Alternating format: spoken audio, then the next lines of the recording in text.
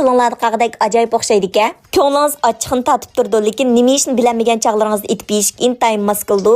Kino ko'rgach o'tirib yeb oladigan bo'lsanglar bo'ldi. Ta'min demayli qo'yay, ajoyib yeyish bo'lib ketdi-ku. Avval ehtiyojimiz qarta to'q qantini pok yuvib tayyorlab olgandan keyin qo'rg'onda tamlarning yaxshi singishib kirish uchun videoda ko'rsatilgandek 2 pichoq uruytimiz. Qanatdagi g'ayri tamlarni yo'qotish uchun avval sovuq qanatni silib, sinjang piyoz azroq kavochin silib, taxminan 6 minut atrofida pishirib elib olamiz. İzdigan topamay qolmaslik uchun yurak berib saqlab olamiz. Qozonga azroq moy qo'yib, bir qo'shiq shakar silib, shakar erib ko'p ishlar chiqqandan keyin qanatni silib, qanat qizarg'ich bekroq qo'riymiz. Undan keyin samsaq, so'ng piyozlarni silib, mizlik puroq chiqib qo'riymiz. Undan keyin cho'ng ustamning yeshil kalmay xo'gosi va achchiq tamdagi aralashma xo'gosidan yarim bo'loqdan tang nisbat silvitimiz. Cho'ng ustamning cho'ngliqi bor kalmay xo'gosini cho'qim silinglarjimi, tan tilinglarda qag'dak ajoyib o'xshaydi. Undan keyin qurtilganlar silib, bir piyola atrofida qaynoq suv qo'yib tekshirlashtirib olamiz.